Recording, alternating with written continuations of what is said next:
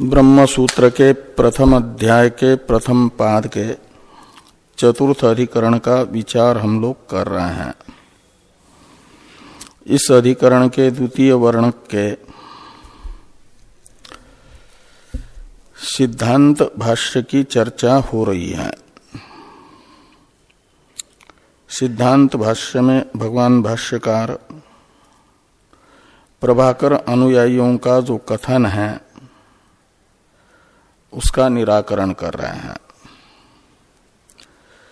प्रभाकर जी के अनुयायियों का मानना है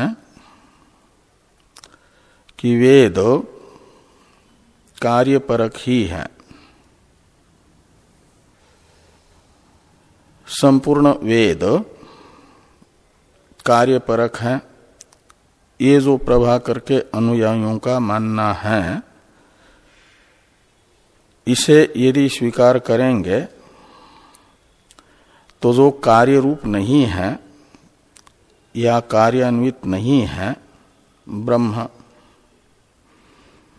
वह वेद प्रतिपाद्य नहीं हो पाएगा। फिर इसलिए प्रभाकर के इस मान्यता का निराकरण करना आवश्यक है। इसलिए भाष्यकार भगवान निराकरण करते हुए ये कह रहे हैं कि जो देश काल वस्तु से अपरिछिन्न पूर्ण वस्तु ब्रह्म है, जो किसी का भी शेष नहीं है,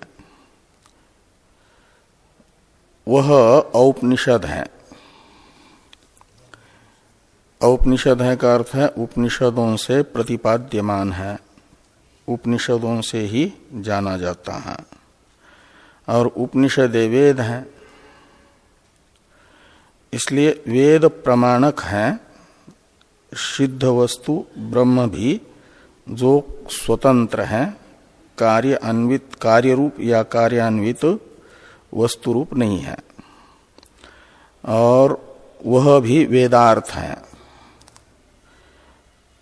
अतः संपूर्ण वेद कार्य या कार्यान्वित वस्तु परक ही है, ये मानना गलत है। ये निश्चित होगा। संपूर्ण वेद कार्य या कार्यान्वित अर्थ को बताता है। इस मान्यता को गलत बताए बिना ब्रह्म के औपनिषदत्व की सिद्धि नहीं होती। इसी के लिए खंडन किया जा रहा है। तो खंडन करते हुए बताया गया कि ब्रह्म को कोई भी न तो विधिशेष बता सकता है और न तो ब्रह्म में औपनिषदत्व का खंडन कर सकता है। इसे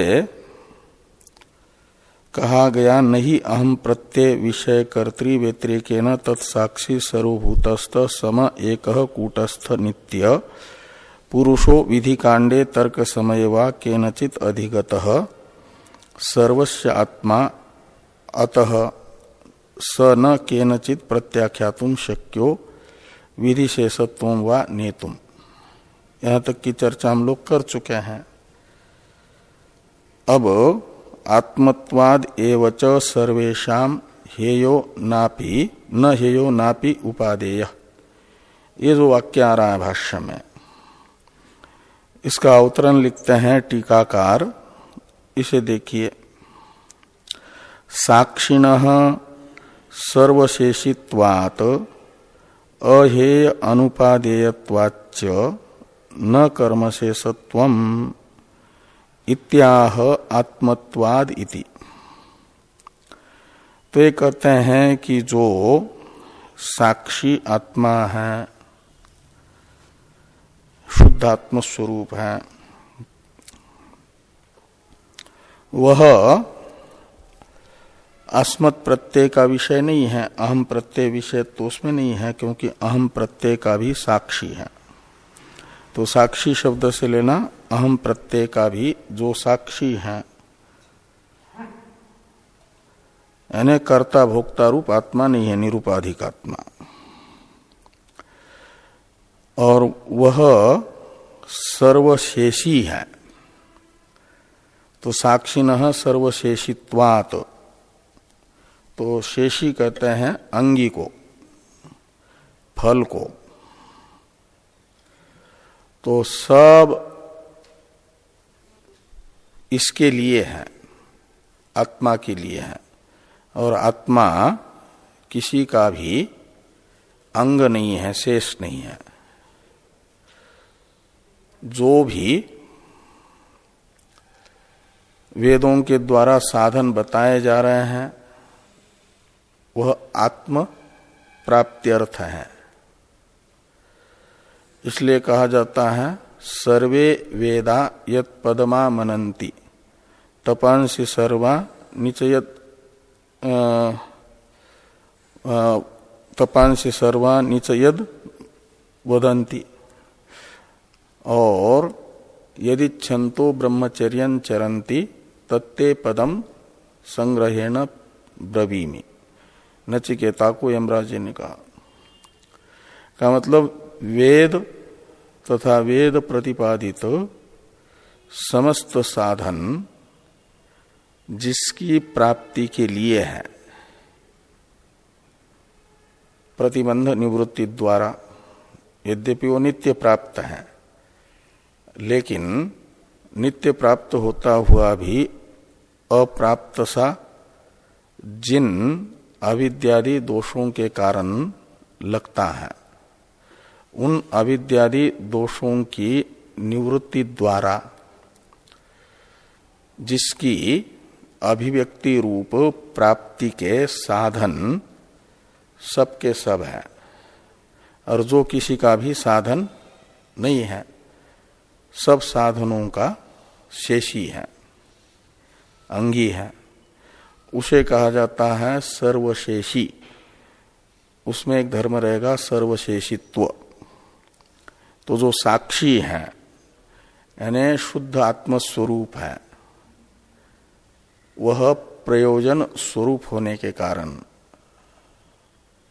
फल स्वरूप होने के कारण, निरतिशय आनंद स्वरूप तथा समस्त अनर्थों से रहित होने के कारण वह किसी का शेष नहीं होगा, वो फलात्मक है। इसलिए उसे सर्वशेषी कहा जाएगा। सर्व शब्द से लेना सब साधन, और उन सब साधनों का शेषी है, प्रयोजन है, न कि किसी प्रयोजन के प्रति साधन, साक्षी। तो साक्षिणः सर्वशेषित्वात् एक हेतु हुआ, और दूसरा हेतु है अनुपादे अहेय अनुपादेयत्वाच्च।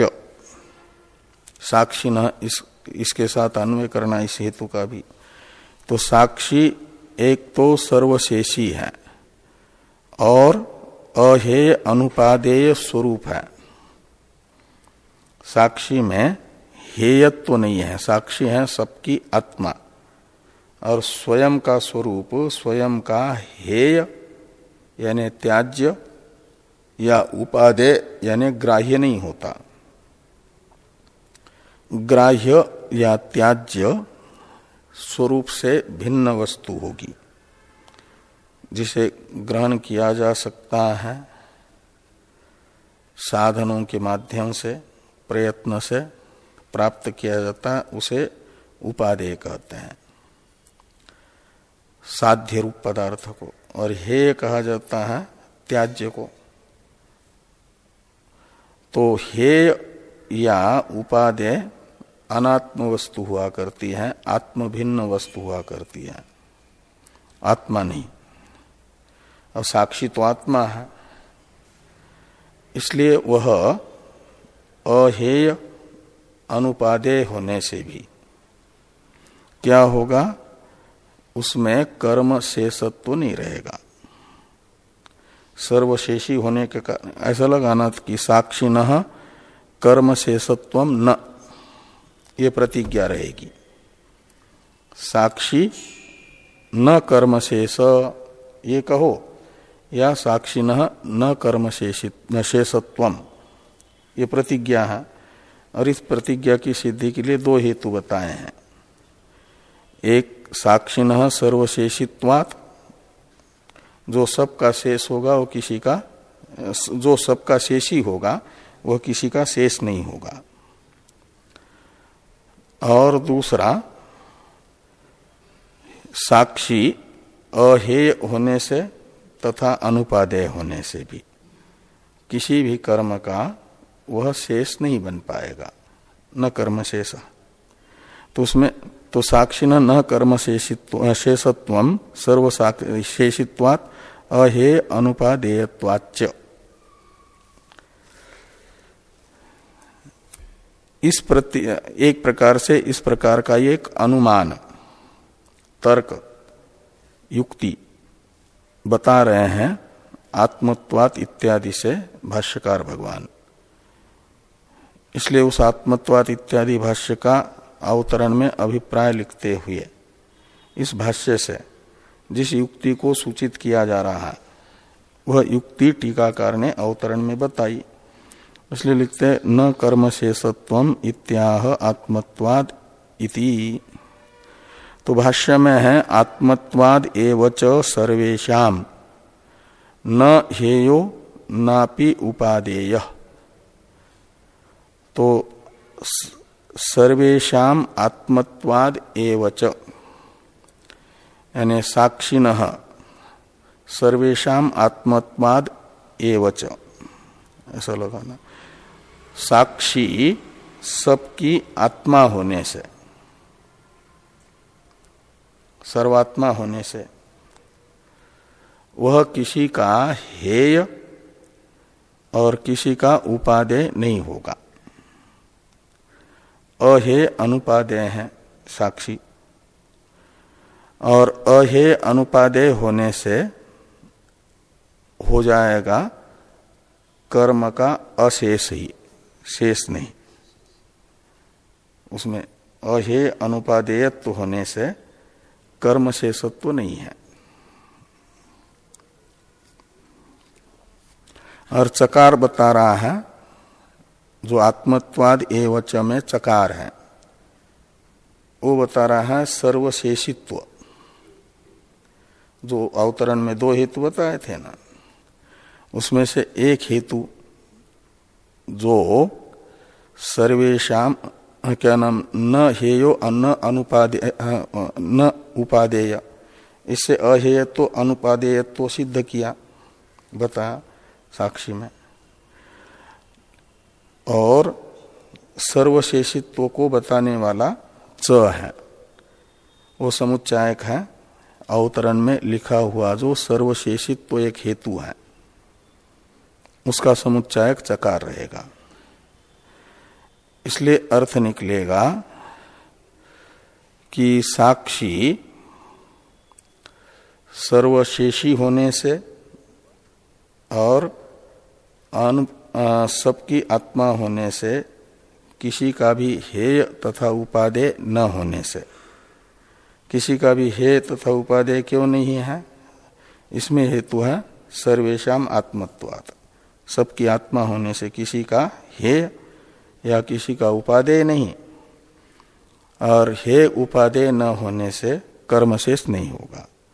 जो भी कर्मशेष है यह या तो हेय होता है या तो उपादेय होता है, और आत्मा हेय नहीं उपादेय नहीं, इसलिए कर्मशेष नहीं बनेगा।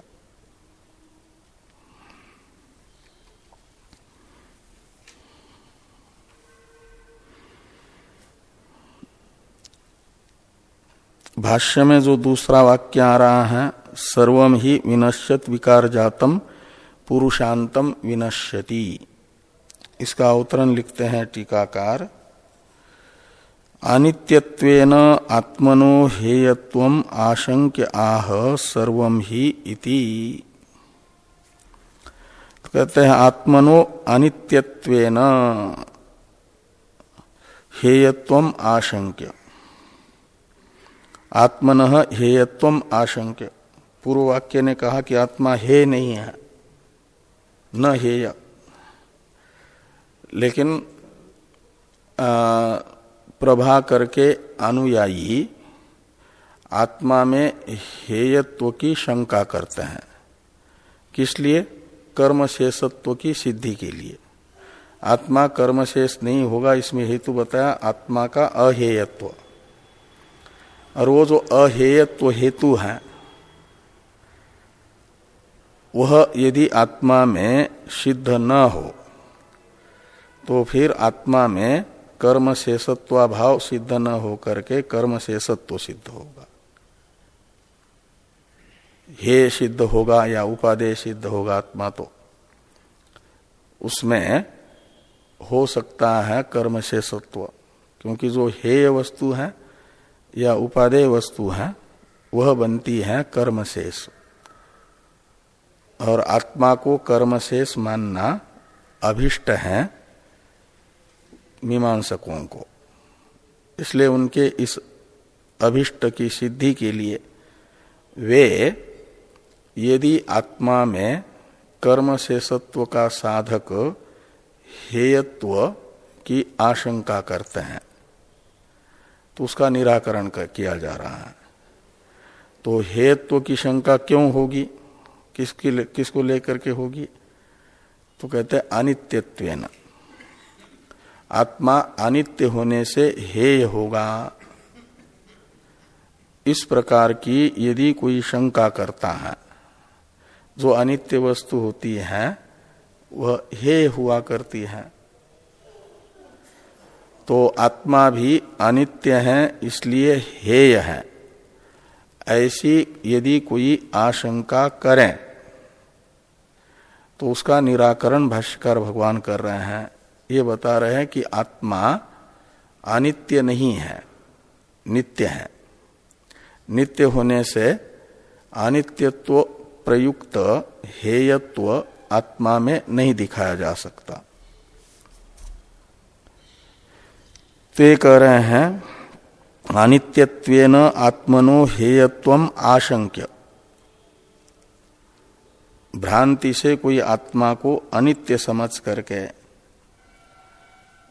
आत्मा हेय है ऐसी आशंका यदि करें तो उस आशंका का निराकरण करने के लिए भाष्यकार भगवान यह वाक्य लिखते हैं, सर्वं ही विनश्यत विकार जातम पुरुषांतम विनश्यति।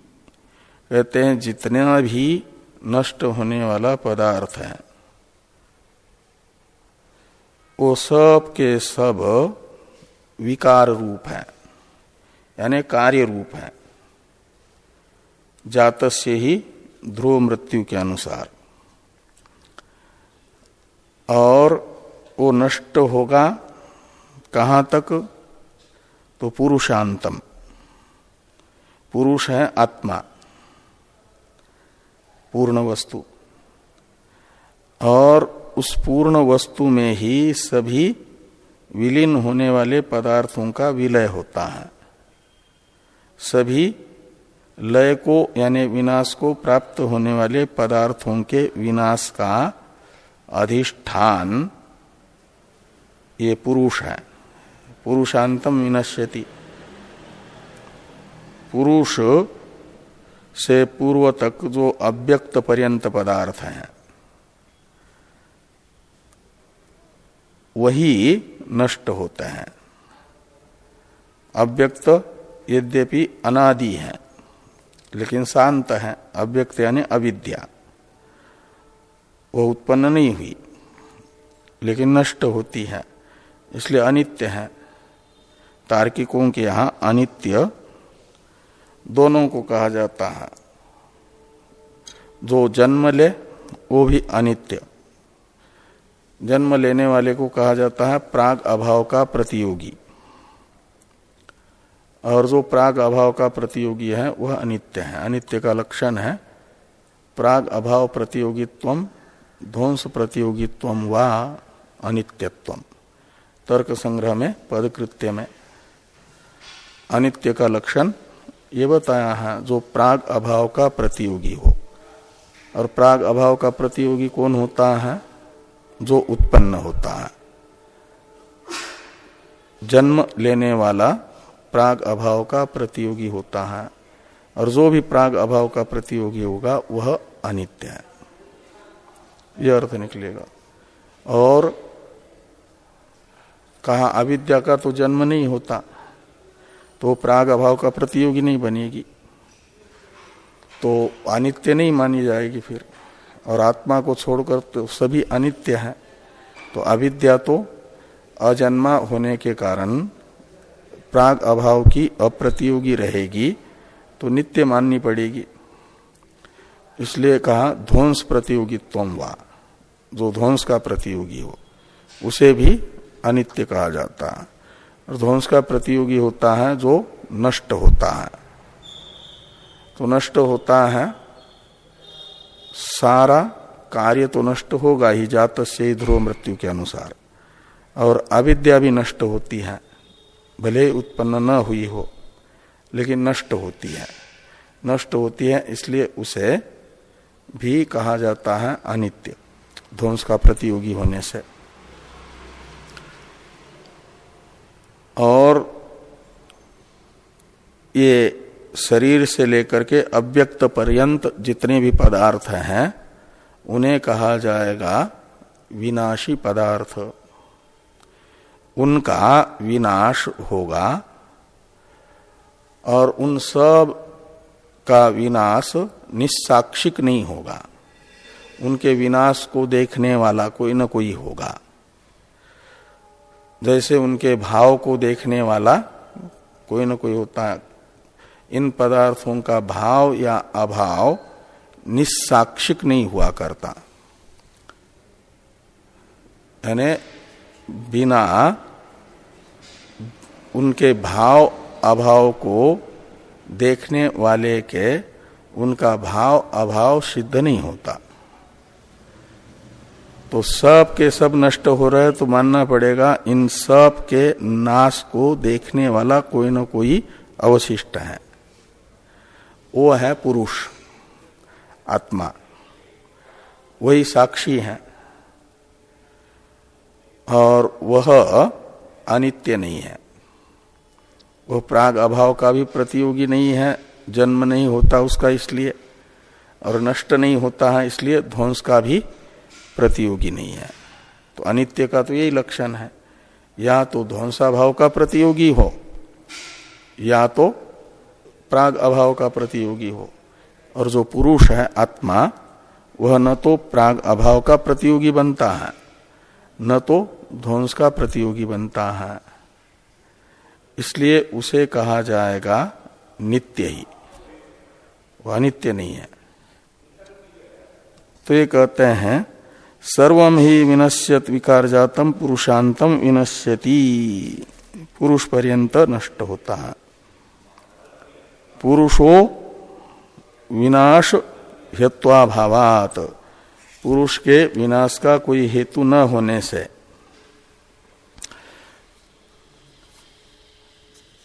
हेत्वाभावात अविनाशी, पुरुष अविनाशी है, उसका नाश नहीं होगा इसलिए अनित्य नहीं होगा।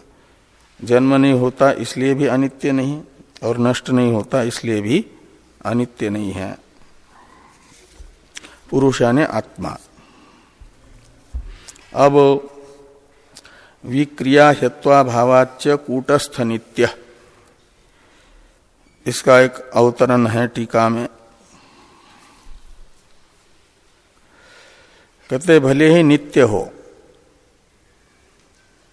लेकिन इसे नित्य होते हैं दो प्रकार के, एक परिणामी नित्य पदार्थ और दूसरा कूटस्थ नित्य पदार्थ। तो ये पुरुष नष्ट नहीं होता इसलिए नित्य है, जन्म नहीं लेता इसलिए भी, और नष्ट नहीं होता इसलिए नित्य है कहा। लेकिन उसमें उसकी नित्यता किस प्रकार की है, परिणामी नित्यता है उसमें या कूटस्थ नित्यता है, तो ये कहा जा रहा है कि वह परिणामी नित्य नहीं है,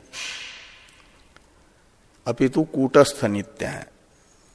जो परिणामी नित्य होगा वह हेय बनता है, अनित्य पदार्थ भी हेय बनता है अनित्यत्व दोष के कारण। तो बदलने वाला होगा, परिणाम कहते हैं पूर्व अवस्था का परित्याग पूर्वक उत्तर अवस्था का ग्रहण, ये परिणाम है। शरीर में परिणाम नाम का एक विकार होता है, इसलिए विकारी कहलाता है। तो जैसे कुमार अवस्था तो चली गई, शिशु अवस्था चली गई, समाप्त हो गई, लेकिन उसी के साथ नष्ट नहीं हुआ ये शरीर, ये अवस्थी है, परिणामी है। तो शिशु अवस्था को उसने छोड़ा, कुमार अवस्था को स्वीकार किया। तो शिशु अवस्था जो पूर्व अवस्था है उसका परित्याग पूर्वक कुमार अवस्था का ग्रहण, ये परिणाम हुआ। और ये परिणाम जिसका हुआ शरीर का, तो शरीर तो रहा, शरीर की पूर्व अवस्था चली गई,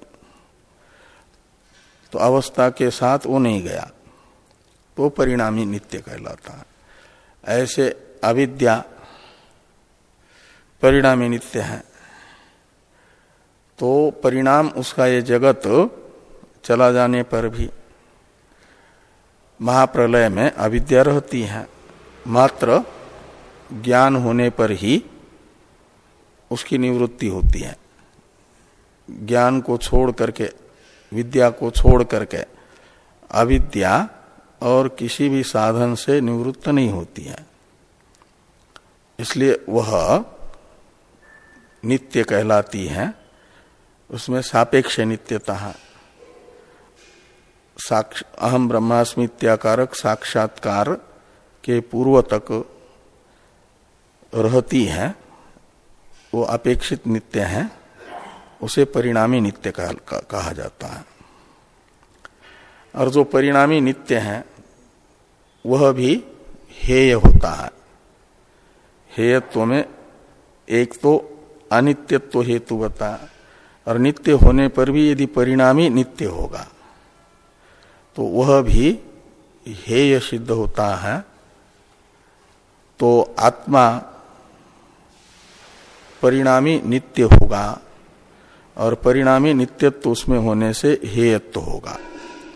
जैसे परिणामी नित्य शरीर आदि हैं, अविद्यादि हैं, उनमें हेयत्व है, ऐसे आत्मा में भी परिणामी नित्यत्व हेयत्व का प्रयोजक देख करके हेयता की आशंका यदि कोई करता है तो उसका निराकरण करने के लिए भाष्यकार भगवान ने ये वाक्य लिखा है कि ये पुरुष जो है कूटस्थ नित्य है, विक्रिया हेत्वाभावाच्य कूटस्थ नित्य, ये वाक्य है ना।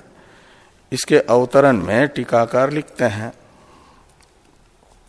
कि परिणामित्वेन हेयताम निराचष्टे विक्रिया इति। तो आत्मा भले ही नित्य हो, उसका विनाश न होने के कारण अविनाशी हो, लेकिन वो परिणामी है, ऐसा मानो। तो परिणामी होने से हेय होगा। इस प्रकार आत्मा के परिणामित्व प्रयुक्त हेयता की आशंका यदि कोई करता है तो उसका निराकरण करते हैं। निराचष्ट का अर्थ निराकर होती, निराकरण करते हैं भगवान भाष्यकार विक्रिया इत्यादि वाक्य से। तो भाष्य में है विक्रिया हेत्वाभावाच्च कूटस्थ नित्य, कौन? आत्मा, साक्षी। अनुवृत्ति ले आइए कि आत्मा कूटस्थ नित्य है, पुरुष। क्यों? तो विक्रिया हेत्वाभावात, इसमें विक्रिया का अर्थ है विकार, तो परिणाम भी एक विकार है। तो परिणाम रूप जो विकार है, इस परिणाम रूप विकार का भी कोई हेतु आत्मा में न होने से, परिणाम सावयव पदार्थ का होता है, आत्मा निरवयव है, इसलिए परिणाम नहीं होगा, वो परिणामी नहीं होगा। पूर्व अवस्था का त्याग, उत्तर अवस्था का ग्रहण शरीर के इसलिए हो रहा है कि शरीर सावयव है। जन्म के बाद उसमें अवयवों की वृद्धि होती है, तो हस्तपाद आदि अवयवों के बढ़ने से माना जाता है ये शरीर बढ़ गया, तो वृद्धि नाम का विकार हुआ। तो पूर्व शिशु विकार को छोड़ा, वृद्धि नामक अवस्था को धारण कर लिया, शिशु अवस्था आ गई, ये परिणाम हुआ। तो इस प्रकार का परिणाम तो शरीर का होता है, वह विक्रिया है। परिणाम नाम की विक्रिया यानी विकार, उसका हेतु शरीर में है सावयवत्व। ऐसे अविद्या जो प्रकृति है त्रिगुणात्मिका, उसके अवयव है तीनों गुण। प्रलय काल में साम्य अवस्था में रहते हैं, तो वो एक अवस्था है उसकी साम्य अवस्था। उस साम्य अवस्था को छोड़ देती है प्रकृति और गुणत्रय की वैषम्य अवस्था आ जाती है, शुद्ध सत्व प्रधान अवस्था आती है। तो वहां रजोगुण तमोगुण बिल्कुल अभिभूत है, सत्वगुण उद्भूत है, उत्कर्ष को प्राप्त है। तो ये गुणत्रय की वैषम्य अवस्था है ना, विषम अवस्था है।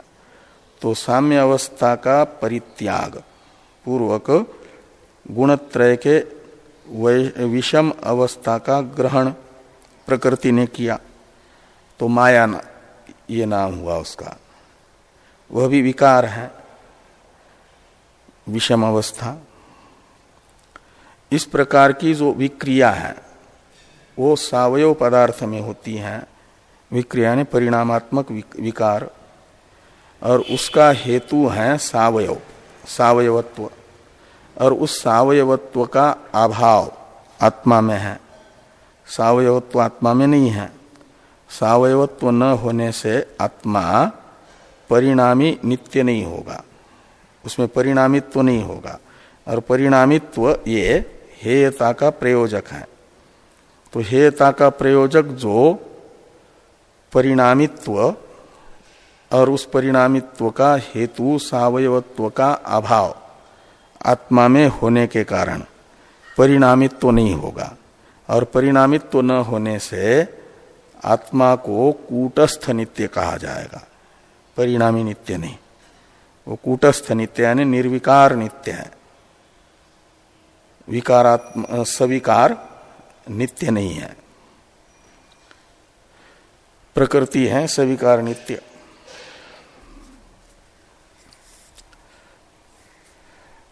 टीका में टीकाकार लिखते हैं थोड़ा सा, हाँ, ये अतएव इत्यादि का अवतरण दूसरा वाक्य आ रहा है ना भाष्य में, अतएव नित्य शुद्ध बुद्ध मुक्त स्वभाव। इसका अवतरण है उपादेयत्वम निराचष्टे अतएव। तो कहा यदि हेय नहीं है आत्मा, तो पदार्थ या तो हेय होंगे या तो उपादेय होंगे। तो आत्मा में हेयत्व तो नहीं है यदि नित्य होने के कारण, और ये जो है परिणामित्व न होने के कारण कूटस्थ नित्यत्व है, ऐसा यदि आप मानते हैं तो हेय नहीं हुआ, तो उपादेय मान लो। इस प्रकार की शंका का निराकरण कर रहे। उपादेयत्वम निराचष्टे, आत्मा जैसे हेय नहीं है ऐसा उपादेय भी नहीं है, इसे बताया जा रहा है अतएव इत्यादि से। तो अतएव नित्य शुद्ध बुद्ध मुक्त स्वभाव, अतएव का अर्थ करते हैं टीकाकार निर्विकारित्वात् एव, ऐसा समझना। निर्विकारित्वात् अतः शब्द का अर्थ है अतः, ये सर्वनाम है इदम शब्द का तशील प्रत्यय का रूप है अतः। तो इसका अर्थ निकलेगा अस्मात् एव कारणात्। और ये अस्मत् शब्द से किसको लेना है? ये क्या नाम, इदम शब्द से। अतः ये इदम शब्द का रूप है ना, ये परामर्शक है निर्विकारत्व का। जो पूर्व में बताया ना कि विक्रिया हेत्वाभावात् कूटस्थ नित्य, कूटस्थ नित्य का अर्थ होता है निर्विकार नित्य है। तो निर्विकारत्व आत्मा में होने से ही आत्मा नित्य शुद्ध बुद्ध मुक्त स्वभाव है। स्वभाव शब्द का अर्थ है स्वरूप। ते शुद्ध बुद्ध और मुक्त इन तीन शब्दों में द्वंद्व समास करिए और फिर स्वभाव शब्द के साथ कर्मधारय समास करिए और नित्य शब्द के साथ भी एक अलग से कर्मधारय समास होगा। तो द्वंद्व के आदि और अंत में श्रूयमान जो स्वभाव तथा नित्य पद है, इनका द्वंद्व समास के घटक शुद्ध बुद्ध मुक्त इन तीनों शब्दों के साथ अन्वय होगा। तो तीन निकलेंगे, नित्य शुद्ध स्वभाव, नित्य बुद्ध स्वभाव और नित्य मुक्त स्वभाव। कौन? आत्मा। तो आत्मा नित्य शुद्ध स्वभाव है, आत्मा नित्य बुद्ध स्वभाव है, आत्मा नित्य मुक्त स्वभाव है। स्वभाव शब्द का अर्थ है स्वरूप। आत्मा नित्य शुद्ध स्वरूप है। ये नहीं कि पहले अशुद्धि थी और उस अशुद्धि की निवृत्ति होने के बाद शुद्ध होगा। वो कभी भी अशुद्ध होता ही नहीं है, नित्य शुद्ध है। जो आत्मा का वास्तविक स्वरूप है, सर्वसाक्षी है, अंतर्यामी है, उसके स्वभाव में अशुद्धि है नहीं और दूसरे किसी वस्तु का संपर्क उसके साथ होता नहीं है। हमेशा संपर्क यानी संग संबंध देखा जाता है उन्हीं पदार्थों में होता है जो समान सत्ता वाले हैं। अशुद्धि तो दो प्रकार से होती है, एक तो स्वयं अपने आप में हो या स्वयं शुद्ध होने पर भी अशुद्ध पदार्थ का संबंध करें तो अशुद्ध पदार्थ के संबंध से अशुद्धि आ जाती है। तो आत्मा में, आत्मा के स्वरूप में कोई अशुद्धि नहीं है। तो कहा कि भले स्वरूप में अशुद्धि नहीं है लेकिन अशुद्ध पदार्थों के संपर्क से अशुद्धि आएगी। तो कहते अशुद्ध पदार्थ का संबंध आत्मा के साथ तब होगा जब आत्मा जिस सत्ता वाला है उसी सत्ता वाला कोई न कोई दूसरा अशुद्ध पदार्थ हो। आत्मा तो पारमार्थिक सत्ता वाला है और पारमार्थिक सत्ता वाला कोई भी अशुद्ध दूसरा पदार्थ है ही नहीं। अव्यक्त से लेकर के शरीर पर्यंत जितने भी पदार्थ हैं उन सब की या तो व्यावहारिक सत्ता को हो या तो प्रातिभाषिक सत्ता को हो, पारमार्थिक सत्ता नहीं है किसी की भी। और आत्मा, जिस आत्मा को नित्य शुद्ध स्वभाव कहा जा रहा है वह पारमार्थिक सत्ता वाला है। उसके तरह सत्तावान दूसरा कोई भी न होने से अशुद्ध पदार्थ और समान सत्ता वाले पदार्थों का ही आपस में संबंध हुआ करता है। विषम सत्ता वाले नहीं। जागृत के पदार्थ का और स्वप्न के पदार्थों का आपस में कोई संबंध नहीं होगा, इसलिए कि जागृत के पदार्थ व्यावहारिक सत्ता वाले हैं, स्वप्न के पदार्थ प्रातिभाषिक सत्ता वाले हैं, इसलिए इन दोनों का आपस में कोई संबंध नहीं बनता विषम सत्ता होने से, अलग अलग सत्ता होने से। तो आत्मा भी अकेला ही है पारमार्थिक सत्ता वाला, और दूसरी कोई सत्ता है ही नहीं, और कोई दूसरी वस्तु है ही नहीं जो पारमार्थिक सत्ता वाली हो और अशुद्ध हो और उसका आत्मा के साथ संबंध बने, तब उसकी अशुद्धि आत्मा में आ जाए।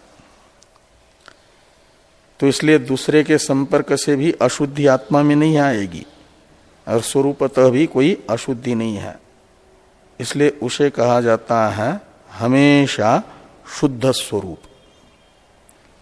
नित्य शुद्ध स्वरूप है वो। और नित्य बुद्ध स्वभाव, आत्मा नित्य बुद्ध स्वभाव है। बुद्ध शब्द का अर्थ है चेतन, बुद्ध धातु ज्ञानार्थक है ना, और उससे भावार्थ में अक्त प्रत्यय करके बुद्ध शब्द बन जाएगा, तो उसका अर्थ निकलेगा बोध। तो नित्य बुद्ध स्वरूप है का अर्थ है नित्य बोध स्वरूप है, नित्य ज्ञान स्वरूप है।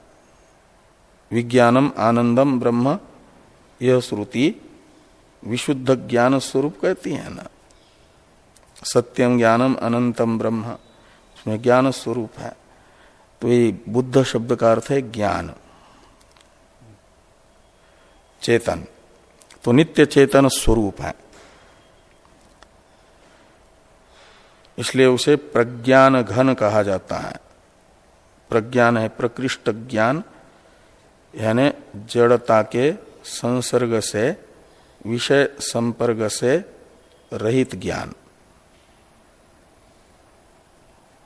तो जो भी अचेतन पदार्थ है अनात्मा, अव्यक्त से लेकर के शरीर पर्यंत के पदार्थ, वे सब के सब प्रातिभाषिक सत्ता वाले हैं, और ये आत्मा का स्वरूपभूत जो ज्ञान है वह पारमार्थिक सत्ता वाला है। तो जड़ पदार्थों का इस पारमार्थिक सत्ता वाले आत्मा के स्वरूपभूत चेतन के साथ, ज्ञान के साथ कोई संपर्क नहीं होगा। संपर्क न होने से वो ज्ञान स्वतः शुद्ध है, और ये जो है जड़ पदार्थ हैं उनके संपर्क से भी रहित है, इसलिए वो नित्य बुद्ध स्वभाव है, चेतन स्वभाव, उसमें जड़ता ही नहीं, स्वरूपतः भी जड़ता नहीं है। प्रज्ञान घन होने से, घन ये प्रत्यय बताता है प्रज्ञान यानी चैतन्य, और उससे विपरीत जो अचेतन है, जड़ता है, उसका लेश भी नहीं है, तो घन कहा जाता है। घन जो है विजातीय के आत्यंतिक अभाव को बताता है, विजातीय का बिल्कुल ही अभाव है ये बताता है। प्रज्ञान घन है ना, तो नित्य बुद्ध स्वभाव हो गया आत्मा, नित्य चेतन स्वरूप है और नित्य मुक्त स्वरूप है। उस स्वरूप में जो नित्य शुद्ध चिद्रूप है, उसमें स्वतः कोई बंधन नहीं है, और दूसरे अनात्म वस्तुओं का उसके साथ वास्तविक संबंध न बनने से आगंतुक बंधन भी वस्तुतः नहीं है उसमें, इसलिए नित्य मुक्त स्वरूप है, उसे मुक्त नहीं होना है। केवल अज्ञानवशात उसमें बद्धता का आरोप हुआ है, उस आरोप से मुक्त होना है। कोई अपराध किया न हो, लेकिन विरोधी ने केवल आरोप लगा दिया, तो आरोप मुक्त होने के लिए भी उसे जाना पड़ता है कोर्ट में, केस लड़ना पड़ता है, और सब प्रमाण जब न्यायाधीश के द्वारा उसे आरोप मुक्त किया जाएगा तो फिर शुद्ध हो जाता है। शुद्ध था ही, उसकी शुद्धि आरोप राहित्य निर्दोषता सिद्ध हो जाती है, प्रमाणित हो जाती है। ऐसे आत्मा जो है नित्य मुक्त स्वभाव है, उसमें बंधन है ही नहीं, बद्धता का आरोप है। और इस बद्धता के आरोप से मुक्त होने के लिए वृत्त्यात्मक ज्ञान की जरूरत है। तो अतएव का अर्थ है निर्विकार नित्य होने से ही, कूटस्थ नित्य होने से ही आत्मा नित्य शुद्ध स्वभाव है, नित्य बुद्ध स्वभाव है, नित्य मुक्त स्वभाव है। इसलिए उसमें हेयत्व नहीं होगा और उपादेयत्व भी नहीं होगा। तो अत का अर्थ करते हुए टीकाकार ने कहा निर्विकारित्वात् इत्यर्थ। और कहते उपादेय शब्द का अर्थ होता है साध्य, प्रयत्न से निष्पन्न होने वाला। तो कहते उपादेयत्वम ही साध्य, टीका में है उपादेयत्वम ही साध्यस्य न तो आत्मनः। कहते जो साध्य वस्तु होगी, क्रिया से निष्पन्न होने वाली वस्तु होगी, वह उपादेय हो सकती है। आत्मा साध्य रूप न होने से, प्रयत्न से निष्पन्न न होने से उसे उपादेय नहीं कहा जा सकता। साध्य में ही उपादेयत्व होता है, आत्मा में उपादेयत्व नहीं रहेगा। क्यों? तो कहते हैं नित्य सिद्धत्वात् इत्यर्थ। वो नित्य सिद्ध रूप है, उसे प्रयत्न से निष्पन्न करने की जरूरत नहीं है।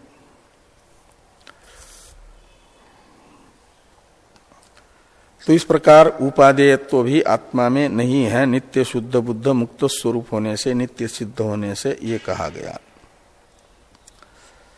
अब तस्मात् इत्यादि का अवतरण लिखते हैं टीकाकार कि पर प्राप्त्यर्थम आत्मा हेय इत्यत आह तस्मात् इति।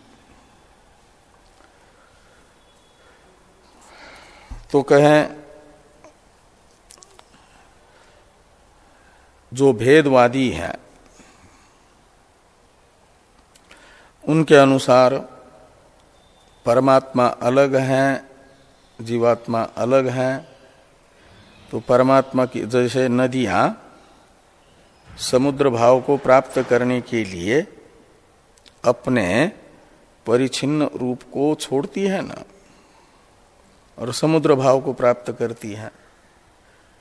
तो नदियों का जो परिच्छिन्न नाम रूपात्मक स्वरूप है वह समुद्र भाव की प्राप्ति के लिए हेय है ना, त्याज्य है। उसे छोड़े बिना अपरिच्छिन्न समुद्र भाव प्राप्त नहीं हो सकता नदियों को। ऐसे ये लोग कहते हैं कि पर प्राप्त्यर्थम, तो पर यानी परमात्मा, और उसकी प्राप्ति के लिए नदी स्थानीय जो आत्मा है वह हेय होगा। समुद्र स्थानीय परमात्म भाव की प्राप्ति के लिए नदी स्थानीय आत्मा हेय है, त्याज्य है। इसलिए आत्मा को अहेय कहना ठीक नहीं है, वो हेय होगा। इस प्रकार की शंका का निराकरण करने के लिए भाष्यकार भगवान ने ये वाक्य लिखा तस्मात् इत्यादि।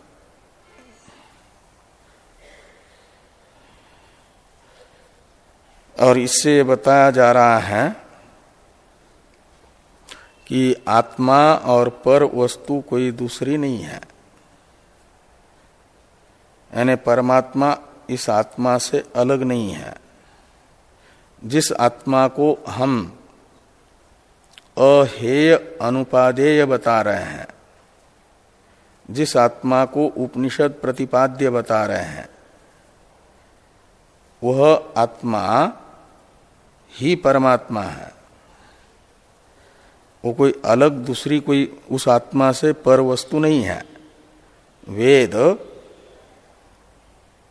आत्मा से अन्य आभ्यंतर, व्यापक और सूक्ष्म का निषेध करता है।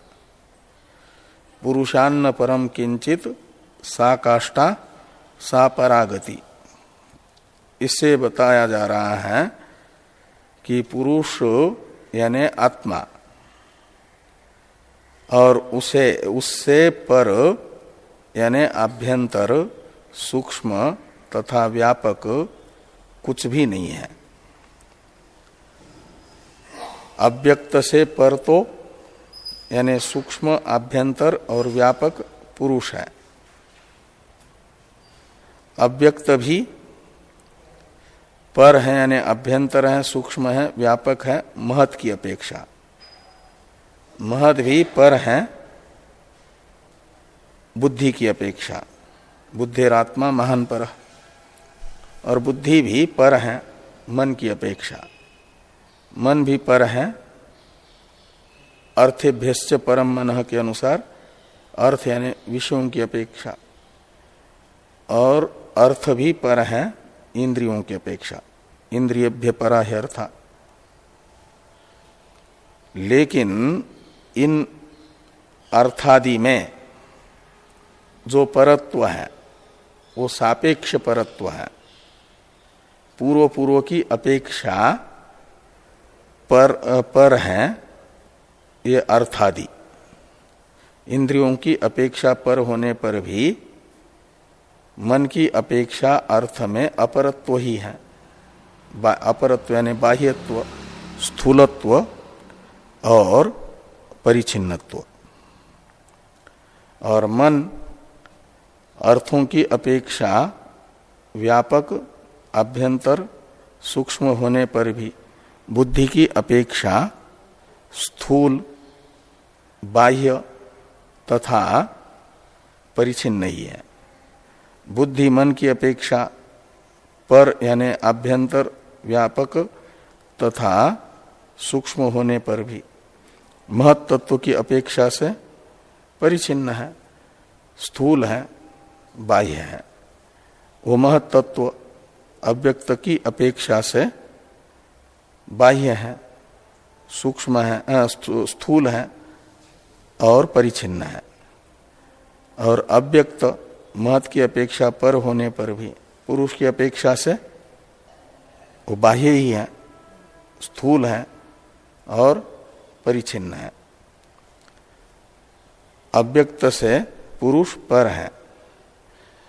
ऐसा पुरुष से पर में दूसरा कोई होता तो पुरुष में सापेक्ष परत्व आता कि उसकी अपेक्षा परत्व है करके। लेकिन ये कहा कि पुरुषान्न परम किंचित, पुरुष को छोड़ करके यानी आत्मा को छोड़ करके तो दूसरा कोई आभ्यंतर, आत्मा से भी आभ्यंतर, सूक्ष्म और व्यापक कोई है नहीं। आत्मा ही निरतिशय आभ्यंतर, निरतिशय व्यापक और निरतिशय सूक्ष्म है। निरतिशय का अर्थ है निरपेक्ष। आत्मा में निरपेक्ष परत्व है का अर्थ है निरपेक्ष व्यापकत्व है, निरपेक्ष आभ्यंतरत्व है, निरपेक्ष सूक्ष्मत्व है। वह परत्व की काष्ठा है, पराकाष्ठा है, अंतिम सीमा है। उससे और कोई पर हो ही नहीं सकता। इसलिए कहा पुरुषान्न परम किंचित सा काष्ठा सा परागति। इसलिए ये जो है पर प्राप्ति के लिए आत्मा है होगा, ये नहीं कह सकते। इस दृष्टि से यहां पर कहा जा रहा है कि तस्मात् पुरुषान्न परम किंचित सा काष्ठा सा परागति ही तंतु औपनिषदम पुरुषम पृच्छामि इति च औपनिषदत्व विशेषणम पुरुषस्य उपनिषत्सु प्राधान्येन प्रकाश्यमानत्वे उपपद्यते। तो पुरुष नित्य शुद्ध बुद्ध मुक्त स्वरूप होने के कारण ही उससे पर दूसरा कोई नहीं है, और इसलिए जिसकी प्राप्ति के लिए पुरुष में हेतु तो सिद्ध हो, ऐसा नहीं होगा। और तन्त्वोपनिषदम पुरुषम पृच्छामि, याज्ञवल्क्य जी शाकल्य को कह रहे हैं। तो तम शब्द का अर्थ पहले पुरुषा सा काष्ठा सा परागति, इसमें काष्ठा शब्द का अर्थ कर दिया टीकाकार ने सर्वस्य अवधि। काष्ठा यानी सबकी अवधि, अवधि यानी चरम सीमा, अंतिम सीमा वो है, उससे आगे कुछ नहीं है। एवं आत्मनो अनन्य शेषत्वात्, ये तन्त्वी इत्यादि का अलग से अवतरण है। इस पर अच्छा, तत्र श्रुतिम आह, एवं से लेकर के यहां तक वेदांतैक वेद्यत्वम उक्तम, ये यहां पर ये कह रहे हैं टीकाकार एक प्रकार से चार हेतुओं के द्वारा अभी तक के ग्रंथ से भाष्यकार भगवान ने उपनिषद एक गम्यत्व आत्मा में बताया। इसमें चार हेतु बताए। कहाँ से? ये सा काष्ठा सा परागति यहां तक के ग्रंथ से। कहाँ से लेकर के? तो वहां से औपनिषदस्य पुरुषस्य अनन्य शेषत्वात्, ये था ना 86 नंबर पृष्ठ पर, तन्न औपनिषदस्य पुरुषस्य अनन्य शेषत्वात्।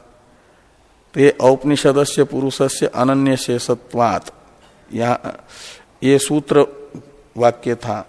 इस सूत्र वाक्य का विवरण करते हुए यो असौ उपनिषत्सु एव अधिगतः, यहां से शुरू करके सा काष्ठा सा परागति यहां तक के वाक्य से, तस्मात् पुरुषान्न परम किंचित सा काष्ठा सा परागति, यहां तक के ग्रंथ से भगवान भाष्यकार ने आत्मा में वेदांत एक वेद्यत्व बताया, यानी वेदों के ज्ञान कांड से आत्मा प्रतिपाद्यमान है, ये बताया। तो वेदों के ज्ञान कांड का तात्पर्य स्वतंत्र सिद्ध वस्तु ब्रह्म में ही निश्चित होने से, वेद स्वतंत्र सिद्ध वस्तु परक भी है, ये निश्चित होगा। इसके लिए इतने ग्रंथ में भगवान भाष्यकार ने चार हेतु अलग अलग बताए हैं। उन चारों हेतुओं को यहां पर टीकाकार बता रहे हैं। एवं आत्मनो अनन्य शेषत्वात्, यहां से एक अनन्य शेषत्व एक हेतु बताया, दूसरा अबाध्यत्वात्, तीसरा अपूर्वत्वात्, चौथा वेदांतेषु स्फुट भानाच्च, आत्मनो वेदांत एक वेद्यत्वम उक्तम, ऐसा अन्वय करना। एवं आत्मनो वेदांतैक वेद्यत्वम उक्तम, आत्मा वेदांत यानी उपनिषदें, वेदों का ज्ञान कांड मात्र उन्हीं से जाना जाएगा, ऐसा बताया गया। और आत्मा में वेदांतिक वेद्यत्व को सिद्ध करने के लिए मुख्य रूप से चार हेतु बताए। ये बताया कि आत्मा अनन्य शेष है, यानी किसी का भी शेष नहीं है, और अबाध्य है, का अर्थ है प्रमाणांतर का विरोध नहीं है उपनिषद गम्यता आत्मा में स्वीकार करने से, ये अबाध्यत्व है। और अपूर्वत्व का अर्थ है प्रमाणांतर से अज्ञात आत्मा है, लौकिक अहम प्रत्यादि का वो विषय नहीं है। और वेदांत में उस वेदांत से उसका स्फुट भान होता है, स्पष्ट रूप से प्रतिपादन होता है। वेदांत का उपक्रम उपसंहारादि तात्पर्य निर्णायक प्रमाणों से तात्पर्य शुद्ध नित्य शुद्ध बुद्ध मुक्त स्वरूप आत्मा में ही अवगत होता है स्पष्ट रूप से। इन चार हेतुओं से ये निश्चित हुआ कि आत्मा वेदांत एक वेद्य है। इसलिए प्रभाकर के द्वारा ये कहना कि समस्त वेद कार्यपरक ही है, यह अनुचित है, ये निश्चित होगा। अब तंतु औपनिषदम इत्यादि पर चर्चा हम लोग कल करते हैं। ओम पूर्णमदः पूर्णमिदं पूर्णात् पूर्णमुदच्यते